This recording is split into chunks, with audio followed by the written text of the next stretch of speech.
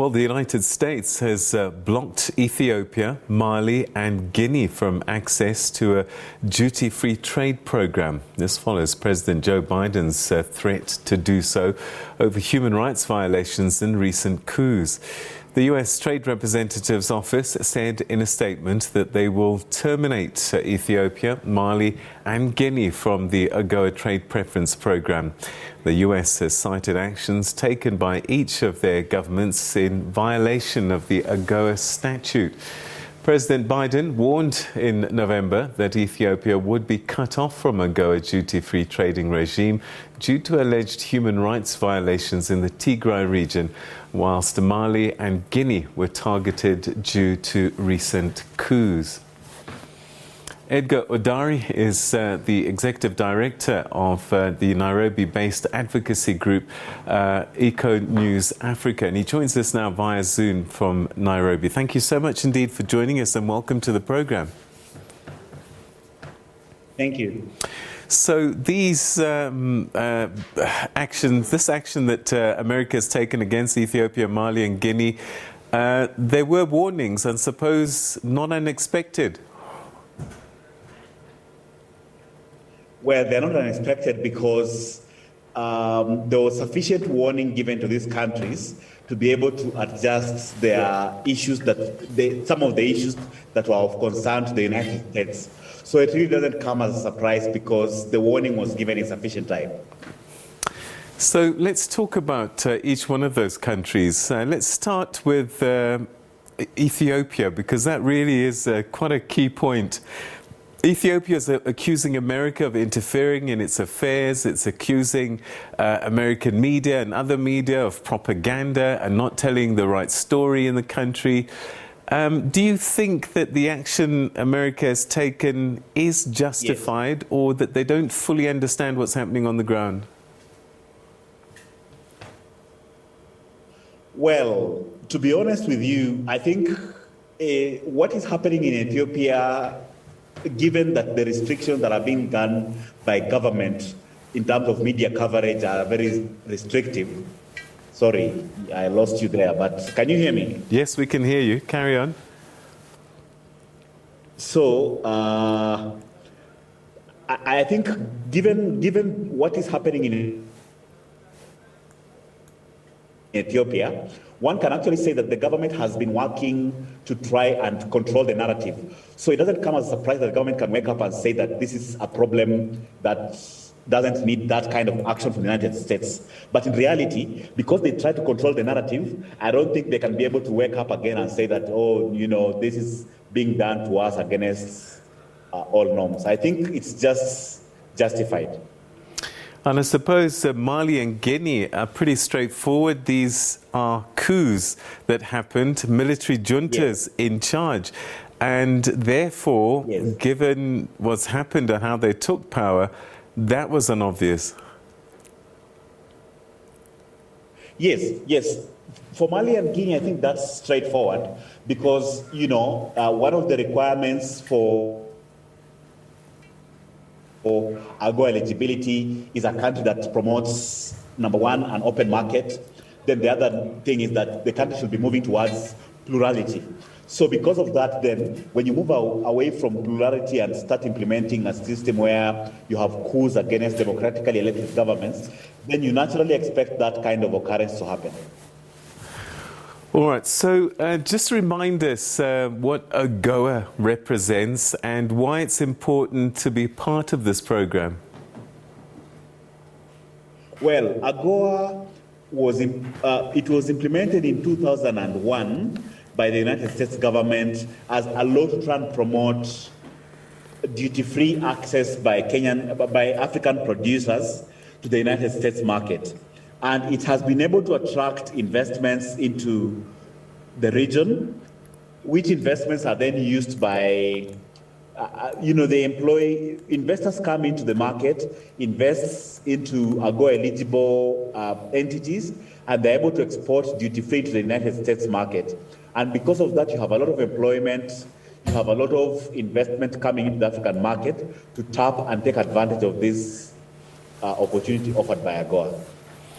And so I suppose in a country that's in the middle of conflict, but also coming out of COVID-19, this is the last thing that you need to have one of the levers that you can pull on taken away.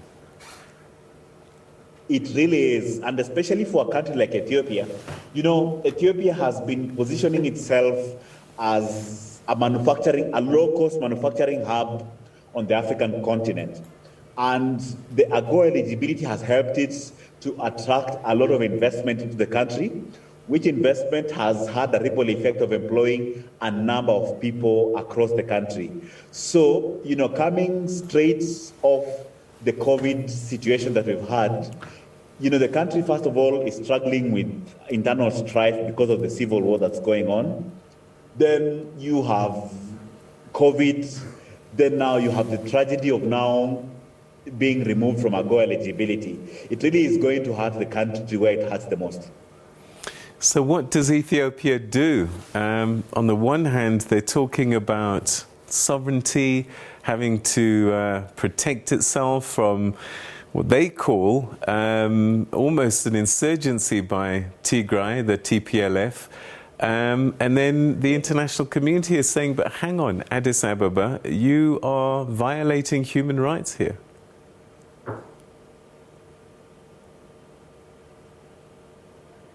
I think, you know, there's a way you can conduct, there are rules of combat about how to treat people during a war.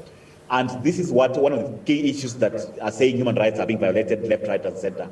So I think Ethiopia has no choice. They have to go back to the drawing table and sit and decide how they want to implement this strategy of dealing with an insurgency going forward.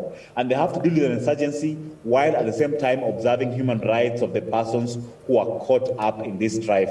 So that then, you know, AGOA eligibility can be revisited down the line at some point, but then they have to start ticking the boxes in terms of observing human rights issues to be able to be eligible for this kind of program. Let's take a look at Mali and Guinea. Their situations, although both were taken over by the military, their circumstances are slightly different. One gets a sense that in Mali, for example, that there is some kind of popular support from the public there. Is that something that the Americans should have taken into consideration? Well, popular support or not, it is a democratic change to government. It doesn't matter how popular you are, but if you come on the premise that you are overthrowing a democratically elected government, even if you have the popular support of the public, it doesn't augur well with the requirement in AGOA that it should be moving towards plurality.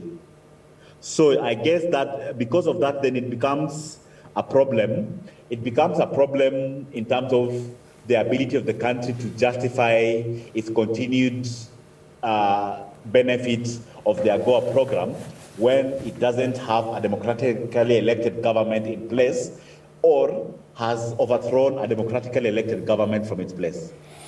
And Mali's talking about a transition period now extending to 5 years where they had been expected to hand over to civilian rule in February. I mean, that's not going to happen. So will we start to see, do you think, more and more sanctions from countries like America, maybe even pressure from ECOWAS in the coming months and years, which will make it even harder for a country that's also dealing with militant insurgency? Hello? It is going to be difficult going forward, you know, especially, you know, you keep moving the goalposts. Now it's a period that has been extended by 5 years towards, so it's a 5-year period that will now lead towards civilian rule. It's a problem, and given what is happening, you are likely to see an extension of sanctions coming in from the European Union and many other partners of the country who are going to pressure the country to try and return towards civilian rule. Basically, try to put pressure on the country to bring to force pressure that can be able to turn the country back to the path of democracy.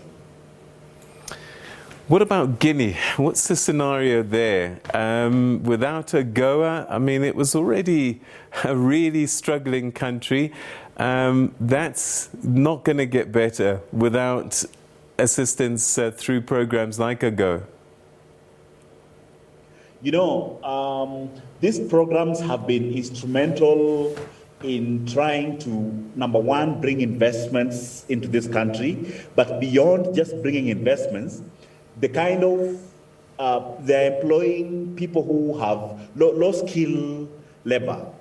And these are people who depend on that program to be able to get their livelihoods, literally.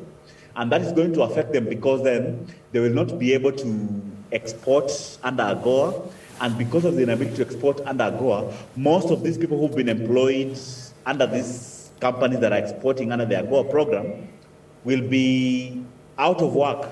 And that also introduces another challenge because then you have to start dealing with unemployment on a large scale. And these people have nowhere to turn to in terms of trying to regain their livelihood. So it's really involved in terms of trying to bring the country back to AGOA eligibility, the better it is for everyone. All right, Mr. Odari, we're going to have to leave it there, but thank you so much indeed for sharing your thoughts with us on this issue. Thank you so much for your time. Thank you.